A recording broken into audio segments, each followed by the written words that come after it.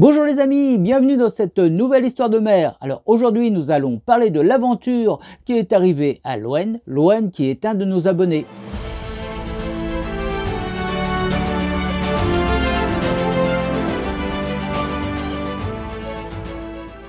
Loen a 20 ans, il a découvert la voile à l'école primaire. À 14 ans, pendant ses vacances, il embarque à la pêche sur un caseilleur hauturier. Quand il est au lycée, il aide à la transformation du galant. Un vieux gréement de 1916 qui, après avoir servi de navire-école, vient d'être acheté par une société spécialisée dans le transport à la voile. Il y passe toutes ses vacances. C'est là, véritablement, qu'il apprend à naviguer. Aujourd'hui, dans la marine nationale, il embarque encore dès qu'il le peut sur les vieux gréements. Dans le même temps, il achète et retape un petit pêche-promenade de 4,50 m qui lui permet de goûter à la navigation en solitaire dans la rade de Brest. Et enfin, en 2021, il achète un Dufour 31 de 1976 qui devient sa résidence principale et qui lui permet d'écumer les mers bretonnes en attendant de partir pour un tour dans l'Atlantique ou pourquoi pas un tour du monde. Peu avant Noël, il appareille de Brest, cap sur Trébordin pour rejoindre sa famille qui l'attendent pour réveillonner et partager avec lui les joies d'une sortie en mer. La traversée s'annonce froide et peu confortable. La météo annonce un vent de 5 à 15 nœuds de secteur est. Et c'est au vent de travers et avec un courant favorable que le phare du four est doublé. C'est maintenant au près serré que le Dufour 31 taille sa route vers sa destination qu'il atteindra bientôt sans encombre. Le mauvais temps étant fréquent ces saisons et sachant qu'il doit bientôt reprendre le travail, Loen pense au retour. La météo annonce un front dépressionnaire avec des vents de secteur ouest de 30 à 35 nœuds, forcissant 40 à 50 nœuds le 28 décembre. Il ne peut plus attendre, sous peine d'être bloqué au port pour un bon moment. Sa décision est prise, il partira le 26 décembre, les courants étant encore faibles avec des coefficients de 45, ce qui lui permettra de faire route directe jusqu'à Brest et d'échapper à la dépression qui arrive sur zone le 27.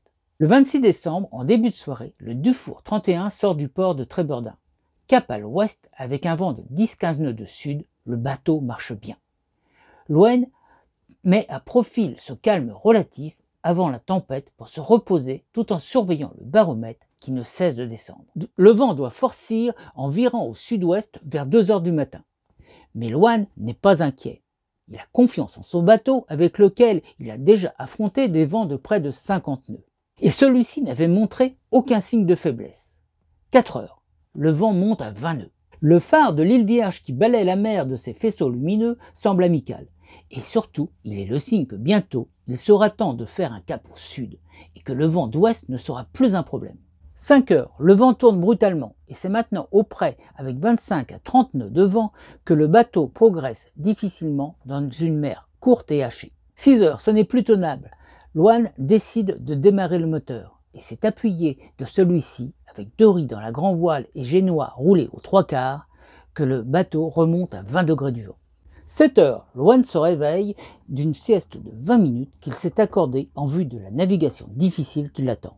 Après un rapide contrôle de son GPS et de l'AIS, il sort dans le cockpit pour vérifier que tout va bien sur le pont. Malgré que le bateau tape beaucoup, tout paraît ok. De retour à la table à cartes, bien calé, il écoute le bateau qui progresse vaillamment dans cette mer qui se creuse de plus en plus. Quand tout à coup, une vague plus forte que les autres arrête le bateau. Des tonnes d'eau percutent la coque, suivi aussitôt du fracas du mât qui s'écroule sur le pont.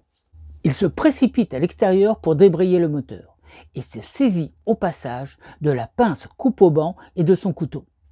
La nuit rend difficile l'évaluation des dégâts, mais dans le faisceau de sa lampe frontale, il aperçoit sur bâbord l'extrémité du mât qui ressort à pic, comme planté dans l'eau, retenu par les haubans et les drisses. Les mouvements de la houle lui font régulièrement percuter la coque. Loen doit agir vite. Il a en tête toutes ces histoires de bateaux coulés par un espar brisé. Et il sait que la seule solution consiste à couper au plus vite le gréement dormant qui retient le mât au bateau. Mais avant de s'atteler à cette tâche, il se saisit de sa VHF portable, qu'il se félicite d'avoir à bord. L'antenne de la VHF fixe ayant été arrachée avec le mât. Très vite, le cross répond à son pan-pan. Loen explique qu'il dérive au large de Port-Salle et qu'il compte rallier l'Abervrac au moteur après s'être débarrassé du mât et du gréement qui entrave le bateau. Le cross l'informe que par sécurité, il déroute un bateau de pêche pour qu'il assure une surveillance rapprochée. Le largage du mât s'avère difficile. En effet, le pont est très encombré. Et dans la nuit, bousculé par la houle, chaque auban coupé est le fruit d'un âpre combat. Loen a largué la longe de son harnais, bien que conscient du danger d'être jeté à la mer. Il a pris cette décision pour être plus libre de ses mouvements dans les nombreux déplacements sur le pont du bateau. Et de plus, il pense que sa longe peut se prendre à tout moment dans un élément du gréement et le projeter à la mer lors du largage du mât brisé. Par 2 fois, il se rattrape au bateau avant qu'une vague plus vicieuse que les autres ne le projette à la mer. Bientôt, le bateau sera libéré, mais le Patara résiste. Loen a beau s'acharner, il lui est impossible de le couper. C'est alors qu'il a l'idée d'utiliser sa meuleuse. Mais en voyant les vagues s'écraser dans le cockpit, il change bien vite d'avis. L'idée de mourir électrocuté dans la tempête, bien qu'originale, lui paraît être une mauvaise idée. Il continue donc à la pince. Après de longs efforts, le Patara est coupé et le mât s'enfonce dans les flots. Il aura fallu 1 heure à Loen pour débarrasser le Dufour 31 de ses entraves. Et pendant ce temps, le bateau a dérivé à 2 nœuds 5 vers les roches de Port-Salle. Il faut absolument faire route pour éviter les écueils qui se rapprochent dangereusement. La main sur l'embrayage, Loen espère qu'il n'y a aucun débris coincé dans l'hélice, car la nuit ne lui permet pas d'apercevoir les éléments du gréement qui n'auraient pas été emportés avec le mât quand celui-ci a coulé. Soulagé de sentir le bateau avancer, il fait cap sur l'Abervrac qu'il atteindra dans la matinée. Il y passera quelques jours, le temps de se fabriquer un gréement de fortune et d'attendre une météo favorable pour finir son périple et rejoindre Brest, ce qu'il fit cette fois-ci sans aucun problème. Allez les amis, il est temps de faire le bilan de cette histoire. Alors, déjà, un grand merci à Loen d'avoir partagé cette aventure avec nous. Ça va nous permettre de parler d'un sujet qui intéresse tout le monde, qui fait peur aussi à tout le monde, c'est ce dématage. Perdre un mât sur un voilier, ça peut avoir de lourdes conséquences, on se retrouve bloqué.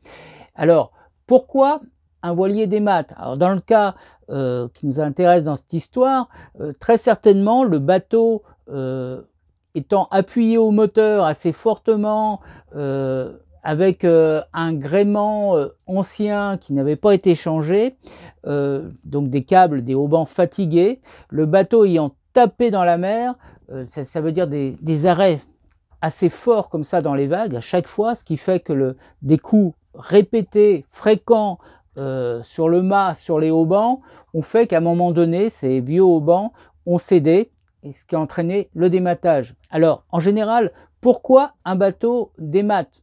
Très souvent, justement, c'est dû à l'usure, car il faut savoir que les haubans sont dimensionnés de telle sorte qu'ils ne travaillent théoriquement qu'à peu près 30% de la force nécessaire pour tenir le mât. Les constructeurs, les concepteurs font en sorte qu'il y a une marge de sécurité telle que le bateau en fonctionnement normal n'utilise la force de ces haubans qu'à 30%.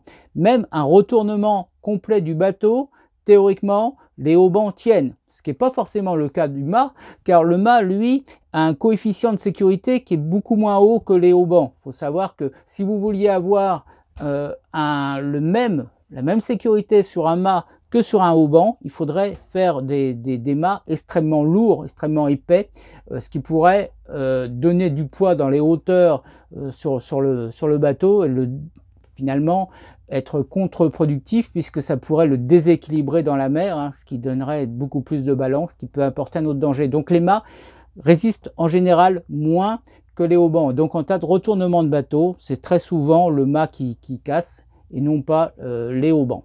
Alors le mât se trouve dans sa configuration la plus solide quand il est contraint, c'est-à-dire quand les haubans sont sous tension, quand il prend le vent au maximum, tout est sous tension, il est bien maintenu et c'est là finalement qu'il est le plus solide. On a tous tendance à penser que c'est les haubans au vent qui risquent de céder puisqu'ils sont sous tension, mais alors que on sait que maintenant qu'il ne travaille qu'à 30% de la force nécessaire, donc très souvent c'est plutôt les haubans sous le vent qui travaillent, puisque on sait que sur le gréement, c'est le mouvement, c'est les à-coups, c'est des choses comme ça qui vont travailler et casser les fibres. C'est absolument pas un câble sous tension, c'est vraiment le travail du câble détendu qui va s'user doucement en bougeant dans sa gaine. Alors si le bateau se retrouve d'un coup d'éventé, s'il se retrouve arrêté soit par un talonnage, soit par la rencontre d'une vague, les efforts sur le gréement là sont répercutés d'un coup et peuvent dans ces cas-là provoquer éventuellement un dématage, une rupture de haubans très souvent.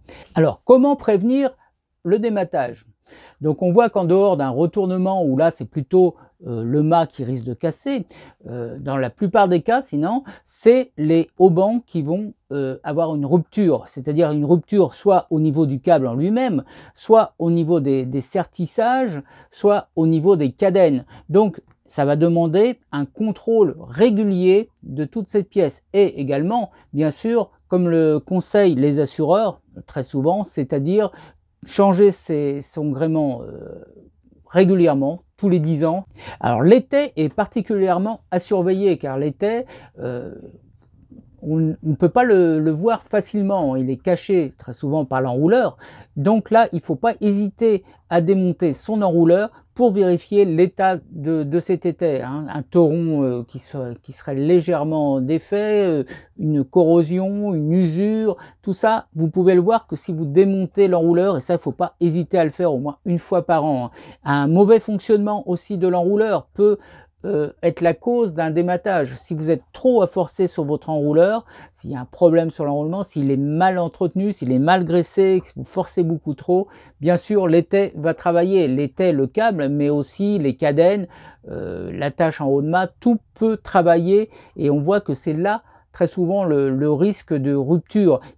Également, s'il est mal attaché, si vous le laissez pendant l'hiver battre dans le vent, hein, c'est-à-dire que si votre étai est trop lâché, s'il y a encore la voile sur l'enrouleur et qu'avec le vent, il vibre comme ça, c'est une usure accrue. Hein. C'est très souvent ce qui se passe. Il y a énormément de ruptures au niveau de l'étai, donc n'hésitez pas à le vérifier.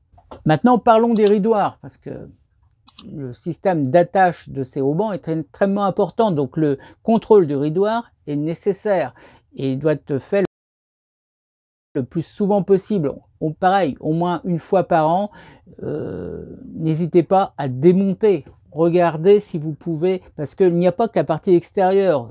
Bien sûr, elle est à contrôler, vérifier s'il n'y a pas de faille dedans, mais très souvent, c'est au niveau du pas de vis qui peut avoir été plus ou moins cassé, arraché et qui peut partir d'un coup. Si le pas de vis est usé, ça peut s'enlever d'un coup et là c'est le dématage assuré. Donc vérifiez bien votre ridoir mais entièrement en le démontant, en vérifiant le pas de vis. Alors que faire si malgré tout votre voilier démate? Alors première chose à faire, pensez à l'équipage. La sécurité de l'équipage est extrêmement importante. Un homme qui tombe à la mer alors que vous êtes absolument pas manœuvrant, qu'il dérive, vous ne pourrez pas le récupérer. Donc pensez à bien attacher tout le monde, ce qui n'a pas été fait dans l'histoire. Il s'est détaché pour pouvoir aller à droite à gauche, récupérer les parties du mât, larguer les parties du mât.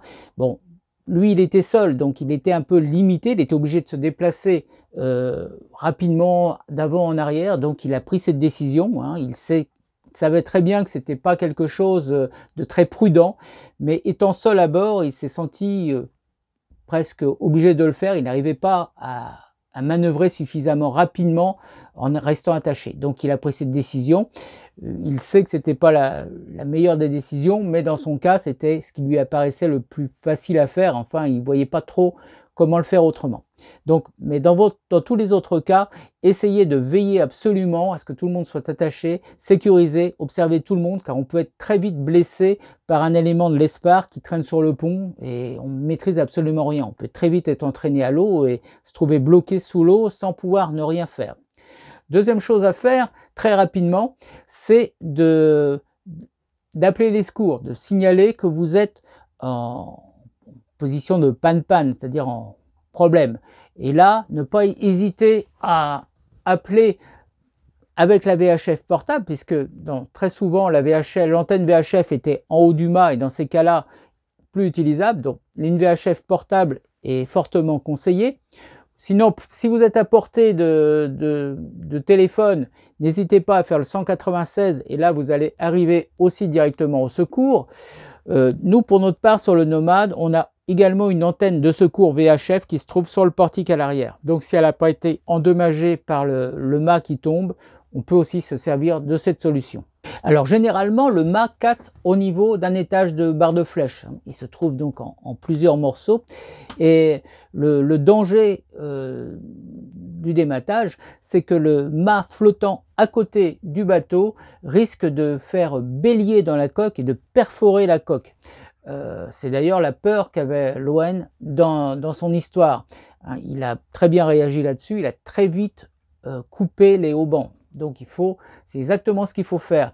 Donc c'est pour ça qu'il faut absolument avoir à bord toujours une pince coupe-boulon, une scie à métaux. Alors beaucoup de choses là-dessus. Sur la scie à métaux, il y en a qui aiment bien, d'autres pas du tout. Il faut savoir que couper un câble quand ça bouge, tenir le câble d'une main, la scie de l'autre main, c'est pas facile. On scie beaucoup mieux avec les deux mains sur la scie, et quand on est tout seul à bord, ça devient très compliqué. Quand on est à plusieurs, ça peut éventuellement s'envisager. Par contre, la pince, ça marche très bien, surtout si vous avez une pince coupe-câble légèrement arrondie comme ça, avec des grands manches, avec énormément de force, là vous allez y arriver relativement facilement. Larguer au niveau des cadennes, ça peut se faire aussi, mais il faut pas qu'ils soient bloqués. S'ils sont bloqués, s'il faut sortir une goupille, c'est pas toujours simple dans une mer agitée, c'est souvent le cas. Donc assez difficile, mais en tout cas, prévoyez toujours un moyen pour couper vos câbles. Je pense que le coupe-câble, à mon avis, ça reste que mon avis, est la meilleure des solutions. Ayez toujours un couteau aussi à portée, car il faut savoir qu'une voile, car très souvent quand on a dématé, on était sous voile, donc les voiles dans l'eau posent un grand problème, donc il faut pouvoir les découper pour pouvoir les lâcher. Surtout, évitez d'allumer le moteur. Certains pourraient être tentés d'allumer le moteur, mettre en route pour pouvoir s'écarter d'un danger ou autre. Surtout ne jamais le faire, bien sûr, puisqu'il peut y avoir une drisse, une écoute, un câble de haubans dans les lisses. Et là, ça serait très problématique. Et là, ça serait rajouter un danger à un autre. Vous trouverez non seulement sans mât, mais en plus sans moteur, quand tout sera dégagé, ce qui serait vraiment un gros problème. Donc, veillez à lâcher le mât au plus vite. Si vous pouvez en récupérer à bord, faites-le. Surtout si vous êtes plusieurs. Peut-être qu'il y a possibilité de remonter un morceau de mât à bord. Mais ça, bien sûr, si vous êtes en plein milieu de l'Atlantique, c'est fortement conseillé de pouvoir le faire. Si vous pouvez le faire, ça serait très bien. Bien sûr, si vous êtes à un quart d'heure, 20 minutes, une demi-heure, voire même une heure de la côte et que vous pourrez rentrer, le gréement de fortune ne sera pas forcément nécessaire pour vous. Donc ça, on adapte forcément ce côté-là en fonction de l'endroit où vous êtes. Mais il est certain que si vous êtes au large, essayez de récupérer suffisamment d'espars pour pouvoir faire un gréement de fortune par la suite et redevenir autonome au niveau du vent avec la voile. Alors, pour faire ce bilan, je me suis appuyé bien sûr sur tout ce qui est enquête accident, sur les articles parus au sujet du dématage, mais je me suis également rapproché d'un gréeur professionnel, monsieur Jacques Hortet, qui m'a apporté beaucoup de compléments d'informations, et d'ailleurs, n'hésitez pas à aller voir sur son site, ils ont un très bon site, c'est sur Technique Gréement à la Trinité-sur-Mer. Allez-y, il y a pas mal de renseignements à ce sujet. Voilà. Donc j'espère que cette vidéo vous a plu. Aussi, pensez à appuyer sur la cloche, car je me suis aperçu que très peu l'avaient fait et ça représente une quinzaine de % seulement par rapport au nombre d'abonnés. C'est dommage, car c'est aussi important d'être informé quand il y a une nouvelle vidéo qui sort, donc n'hésitez pas à le faire. Et je vous dis à bientôt et bonne nave.